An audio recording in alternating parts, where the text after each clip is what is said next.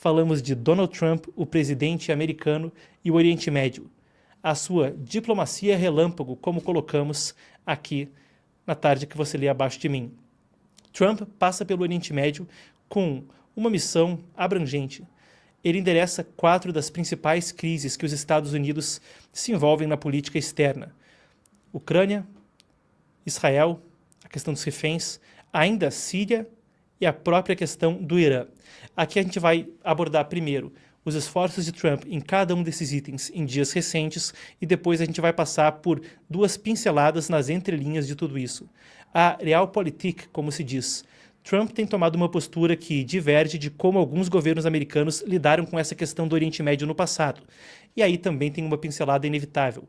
Se a gente está sempre falando de Guerra Fria 2.0 e disputa com a China, a gente também vai passar por como o que Trump faz agora no Oriente Médio passa pela disputa com a China.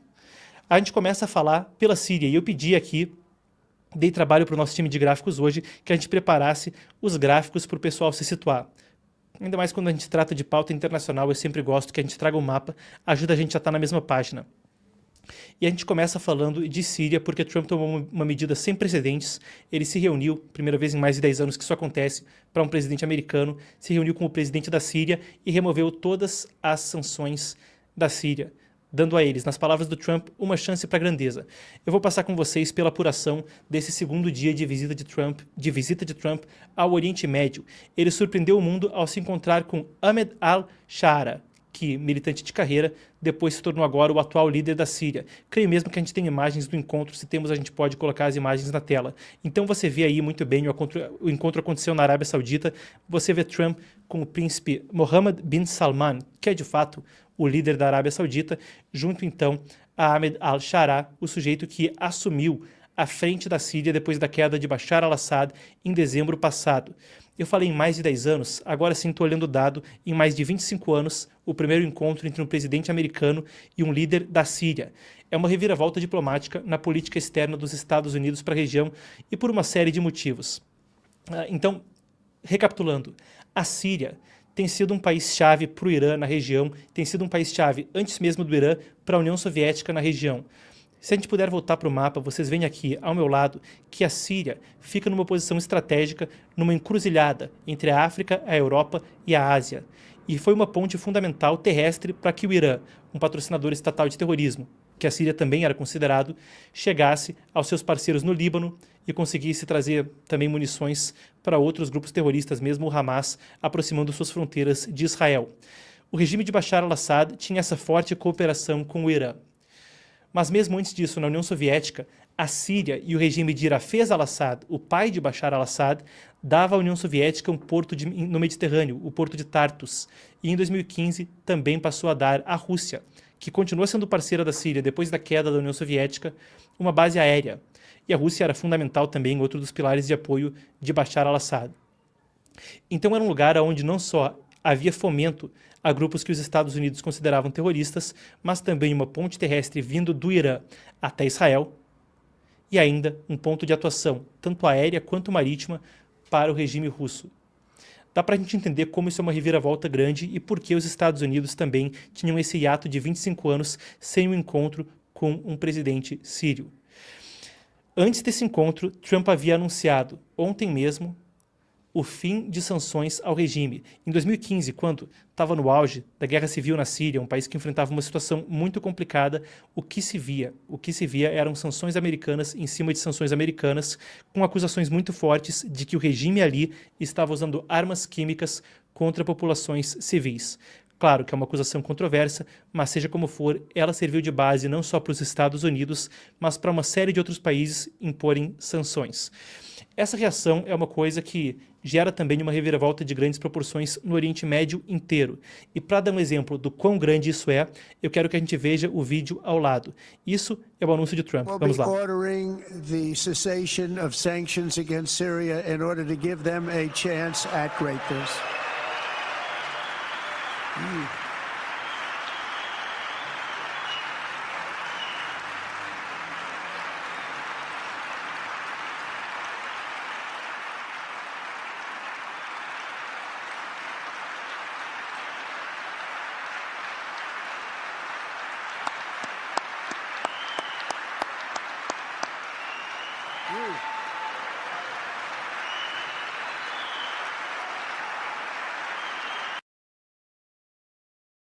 O homem aplaudindo de pé é o mesmo que vocês veem nessa imagem ao lado, Mohammed bin Salman, ele que é o herdeiro da realeza saudita, uma família muito influente no Oriente Médio, e quando Trump fala isso, ele se levanta para aplaudir e a plateia não pega no vídeo, mas depois se levanta para aplaudir junto a ele. Essa foi a reação quando Trump falava da remoção das sanções. Uma coisa que ajuda a gente a ter a dimensão da questão. Não fosse isso, a gente tem também imagens de como o povo sírio reagiu a isso. Vocês vão ver ao meu lado eles que ficaram festejando naquela noite. Vamos lá então? Aí está. Isso é o povo sírio, logo após aquele anúncio, na noite em que Trump falou isso, comemorando pelas ruas, eles que também comemoraram nas ruas o fim do regime de Bashar al-Assad em uma situação como essa. São as imagens que temos aqui. Essa é a situação na Síria. A imprensa israelense também deu um destaque para isso, da falta de Trump ao sinal do líder sírio, como um sinal de uma nova era, uma nova ordem global em curso. Recapitulando, Al-Shara, esse líder, há pouco tempo atrás, era tido como membro de uma organização filiada à Al-Qaeda, era tido como um terrorista e declarado mesmo um terrorista procurado pelos Estados Unidos. Ele que mudou drasticamente a sua postura depois do que houve na Síria e da deposição de Bashar al-Assad, agora busca vestir terno e gravata ao invés de roupas que tradicionalmente estariam associadas ao extremismo islâmico, e tem uma postura mais pró-ocidental, mais palatável. Parece que ele conseguiu o que queria, houve um fim das sanções e Trump fala em uma chance para a grandeza. A gente tem mesmo imagens dele nessa época, creio que temos. Se temos, nós podemos colocar na tela, então, o vídeo de Al-Shara, a época do tal do... Aí está, então, Al-Nusra, traz essas imagens, onde ele fala sobre como o grupo dele cresceu de 6 homens para 5 mil, o dinheiro também se multiplicou em pouco tempo, e aí ele sendo entrevistado a respeito do assunto. Nós podemos nos tornar muito grandes em uma área muito extensa da Síria. Esse é o homem que agora muda de postura e consegue uma chance dos Estados Unidos para a grandeza na Síria, o que foi comemorado desse jeito aí que vocês acompanharam. Mas, se a gente falava daquele mapa, eu peço que a gente prossiga no mapa e vocês vão ver agora outro país aparecer ao meu lado. Falamos do Irã. Eu falei de 4 crises principais que Trump busca endereçar na sua diplomacia relâmpago na Síria, e essa, sem dúvida, é uma delas. Em tom de pressão, ele fez um último ultimato, redundante, eu que me engano aqui, mas fez um ultimato público ao Irã e pediu que o regime aceite um novo acordo nuclear. Trump tem insistido nessa questão de um acordo nuclear. Ele que tirou os Estados Unidos de um acordo nuclear com o Irã anteriormente. Todo o dilema é que o Irã busca enriquecer urânio. O Irã afirma que é para fins civis, mas afinal de contas é um regime islâmico que busca a islamização do Oriente Médio, posteriormente do mundo. Chama repetidamente Israel de o pequeno demônio e os Estados Unidos de o grande demônio. A Agência Internacional de Energia Atômica fala que eles têm enriquecido urânio para cima de 60%, o que chega mais e mais perto de poder fazer com que esse urânio seja utilizado em uma bomba atômica. Trump repetidamente fala, isso não pode acontecer. 20% seria suficiente para uso civil. Trump disse o seguinte, nunca acreditei em inimigos permanentes, mas ele deixa claro que a República Islâmica do Irã não poderá ter uma arma nuclear. Eles retomaram negociações em abril, depois de 7 anos de congelamento, desde que o próprio Trump, no mandato anterior, tinha tirado, então, os Estados Unidos do acordo nuclear. Agora, de forma muito interessante, em meio a tudo isso, a gente também toca na questão de Israel, na questão israelense. Vocês veem aqui ao meu lado Israel destacada, ali à esquerda do mapa. Eu sei que o mapa de Israel é um assunto polêmico, aí tem um mapa que não inclui a Cisjordânia e não inclui as colinas de Golã, mas, pessoal, vamos focar na questão aqui, sempre que sai um mapa de Israel ou alguma coisa aqui tem alguma implicância, vamos nos manter focados no assunto em si. Isso é uma das questões com mais nuances em toda essa visita. Trump e Biden têm sido 2 dos presidentes mais pró-Israel da história americana, e em particular, em especial comparado ao governo de Obama antes de Trump, tem um histórico de, quase sempre que visitam o Oriente Médio, passar por Israel. Na verdade, a gente tentou achar aqui na apuração, mas eu creio que o Biden não chegou a fazer uma única visita ao Oriente Médio que não passasse por Israel, e, salvo engano, nem Trump no primeiro mandato. Mas no segundo mandato, ele, dessa vez, não passa por Israel. Quando ele já vinha para o Oriente Médio, existia ainda outra questão nesse assunto todo. Um refém foi solto, um sujeito com cidadania tanto israelense quanto americana, Idan Alexander, mas as negociações não foram feitas entre Trump, ou melhor dizendo, entre os Estados Unidos e o Hamas com algum tipo de participação israelense. Pelo contrário, as reportagens dão conta de que a intermediação foi por Catar e Egito, e é o que Trump disse nas suas redes, e que Israel só ficou sabendo pela própria inteligência e depois pela imprensa, que a informação não foi compartilhada diretamente pelos Estados Unidos, o que é incomum. Netanyahu falou que a coisa veio de uma estratégia conjunta na qual Israel fazia pressão militar, o que viabilizava a diplomacia de Trump, mas parece que existe um descompasso no discurso. Trump não está falando a mesma coisa. E parece uma coisa que também tem sido dita por analistas, que é um descompasso na comunicação dos dois. O Trump está buscando trazer os reféns para a soltura, Netanyahu também quer o mesmo. Netanyahu diz que isso tem que ser feito pelas vias de pressão militar e Trump tem descolado desse discurso e busca agora mesmo, enquanto ele está no Catar, negociações para que isso venha a acontecer por meios pacíficos. Trump também está sempre falando que quer um cessar-fogo à guerra. Houve um cessar-fogo no início do mandato dele, na saída do governo do Biden, mas foi uma coisa que não se sustentou, múltiplas violações e depois entrou em colapso. O descompasso também vem enquanto Trump fala e faz discursos na Arábia Saudita, como esse que rendeu aplausos, pede que os países reconheçam Israel diplomaticamente na estrutura dos acordos de Abraão, mas esses países também exigem que Israel pare com as ofensivas, e há uma nova planejada vindo adiante. É nesse contexto também onde existe uma segunda tensão, além das que a gente discutiu agora, envolvendo Israel e os Estados Unidos. Uma tensão talvez seja um exagero, mas tem pelo menos um atrito e um descompasso na comunicação que tem sido notado pela imprensa em língua inglesa e em outros idiomas também pelo mundo árabe. Essa é talvez a maior divergência que eles tiveram nos dois mandatos. Esses ruídos não são comuns entre Trump e Netanyahu, que têm andado num compasso muito junto ao longo do tempo.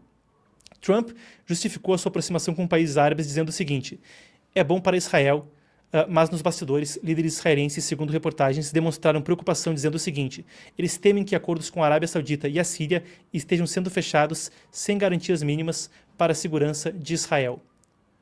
A gente vai aguardar para ver os capítulos, os episódios que vêm adiante nessa novela, mas fica aí o primeiro ruído entre os dois líderes, o israelense e o americano, nesse mandato de Trump. Eu falei que eram 4 questões e a gente vai para a nossa última parada nesse mapa que eu pedi à nossa produção. Até muito obrigado, Daniel, por apurar isso. É a Turquia, mas vocês veem ali mais em cima ainda a Ucrânia. A situação é que Trump tem falado que ele poderá estar amanhã nesse país, em Istambul, junto a Putin, se ele for, e a Volodymyr Zelensky. A situação é a seguinte: está rolando um "se você for, eu vou" entre Putin e Trump. Putin pediu que houvesse essas negociações em Istambul. Trump pediu que o Zelensky aceitasse. O Zelensky aceitou, convidou o Putin para estar lá pessoalmente como um requisito. Putin ficou meio que no não sei se vou, e a gente ainda aguarda a confirmação se o líder russo estará em Istambul de fato. Trump tem dito que ele pode ir, mas é muito capital político para gastar, então teria que sair um acordo de cessar-fogo pelo menos, ou ter a presença de Putin. Tá nessa do "se você for, eu vou". São 4 dos principais pontos nessa diplomacia relâmpago, enquanto Trump busca endereçar 4 crises de grande porte no Oriente Médio nessa viagem, utilizando muito do seu estilo de diplomacia. A rede social, a declaração estapafúrdia, jogando as coisas em hipérbole, mas buscando puxar líderes do mundo árabe para perto de si e conseguir algum tipo de solução. A gente tem agora as informações de 4 pontos principais. Passamos por Síria, Irã, o atrito entre Netanyahu e Trump e a situação com a Turquia e a negociação entre Rússia e Ucrânia. Agora eu quero pincelar com vocês 2 pontos principais em como isso que Trump executa a partir do material da informação diverge de como alguns líderes americanos atuaram no passado, em particular o Obama, mas a gente pode voltar para o Bush, para uma linhagem aí praticamente de todos os líderes dos Estados Unidos desde o final da Guerra Fria. Para isso eu mostro essa imagem. Isso são algumas imagens da capa do PDF do último discurso de George Washington para o Congresso. Aqui nesse programa a gente busca fazer com que essas reportagens não sejam meramente um negócio de te manter bem informado, apesar da gente, claro, desejar fazer isso como deseja qualquer jornalista. Não, o que a gente tenta fazer aqui também é mandar uma espécie de informação que consiga te ajudar a ver o Brasil à luz do mundo e o agora à luz da história. Por isso que eu vou tão lá atrás para a gente discutir o assunto de agora e te trazer essa informação. Esse é o discurso final de George Washington ao Congresso dos Estados Unidos, o primeiro presidente do país. Esse discurso tem sido lido consistentemente em uma série de parlamentos estaduais, federal no país. Até 84, salvo engano, ele era lido todo ano na Câmara dos Representantes. A mensagem do primeiro presidente ao atual, todos os anos. E ele falava algo muito interessante, que eu replico agora um trecho para vocês. Ele disse: a grande regra de conduta para nós, quanto a relações exteriores, é estender nossas relações comerciais, tê-las e ter o mínimo de conexão política quanto for possível. No entanto, que nós já tenhamos formado algum tipo de envolvimento que se cumpra com perfeita boa-fé. E aí a gente para. A política externa da América, inicialmente, era muito uma de jamais ter relações permanentes com qualquer país que seja, jamais entrar em alianças permanentes e manter as relações comerciais com todo e qualquer país do mundo, evitando, ao máximo grau, compromissos permanentes. O exemplo que Washington dava na época era de uma Europa que, abalada pela Revolução Francesa poucos anos antes, estava em uma ebulição tremenda com as monarquias. Ele falou: isso é assunto deles, a gente vai ter relações comerciais, mas a gente não vai se meter nesse negócio. Jefferson, 2 mandatos depois disso, terceiro presidente americano, Thomas Jefferson, disse o seguinte: paz, comércio e amizade honesta com todas as nações, alianças embaraçantes com nenhuma. Claro, a política externa dos Estados Unidos mudou muito desde aquele momento. A postura agora de Trump parece sinalizar um retorno para isso de alguma forma. No final da Guerra Fria, talvez tenha havido a maior mudança quanto a esse assunto. Naquela época, o Francis Fukuyama publicava uma série de artigos, publicou um livro sobre isso e falava que esse era o fim da história, que a democracia liberal aos moldes americanos havia ganhado. E, de fato, se viu muito os Estados Unidos tentando dialogar com países para que essa agenda prevalecesse. Por muitas vezes, o governo vai desde Bill Clinton até o Bush filho, depois o Obama, com uma retórica na qual buscava-se disseminar democracia e os valores americanos para países pelo mundo, no caldo da Guerra Fria, onde parecia que os Estados Unidos eram uma potência unipolar. Isso no Oriente Médio teve um impacto desproporcional. Trump agora parece fazer uma medida que busca voltar para a tal da Realpolitik, como Henry Kissinger, outra figura tradicional da política externa americana, dizia, um tipo de pragmatismo, e isso também tem algum tipo de propósito que deve ser pincelado. O que vocês estão vendo aqui, a meu lado, é a declaração trilateral da República Popular da China, do Reino da Arábia Saudita e da República Islâmica do Irã. Nos idos tempos do governo Biden, em março de 2023, a China começava a expandir amplamente sua atuação no Oriente Médio, mesmo estando no ponto de intermediar um acordo entre os rivais regionais Irã e Arábia Saudita. 2 países que estão na mira de Trump, conforme a gente fez essa roda pela diplomacia relâmpago dele na visita atual ao Oriente Médio. A China expandiu amplamente no Oriente Médio a sua posição durante o governo Biden. Para ir além desse acordo com a Arábia Saudita, a gente pode citar como o governo chinês também expandiu sua cooperação com o Irã a níveis talvez sem precedentes, com o Irã entrando em BRICS, Organização de Cooperação de Xangai, e ainda firmando acordos estratégicos de décadas, não só com China, mas também com Rússia. Uma coisa que efetivamente colocava a China como um player numa dimensão maior do que talvez jamais tenha tido no Oriente Médio. A China conseguiu isso de uma forma que desafiava a forma como os Estados Unidos fez política ao longo das últimas 3 décadas. Basicamente dizendo, para a gente não há nenhum problema que vocês sejam autoritários. Na verdade, nós achamos ótimo que vocês sejam autoritários. E a China, claro, teve casos de corrupção amplamente noticiados nos seus projetos de infraestrutura. E a Foreign Policy, uma matéria excelente a respeito disso, mesmo documenta como é preferível que sejam países onde haja corrupção para projetos de infraestrutura da China. Eles estavam diante de um cenário que em muito estava de acordo com eles. A retórica, vindo lá da Guerra Fria de Sul Global. A ideia de que regimes autoritários poderiam se auxiliar. A possibilidade de corrupção em vários níveis do processo, como já foi bem documentado, é um cenário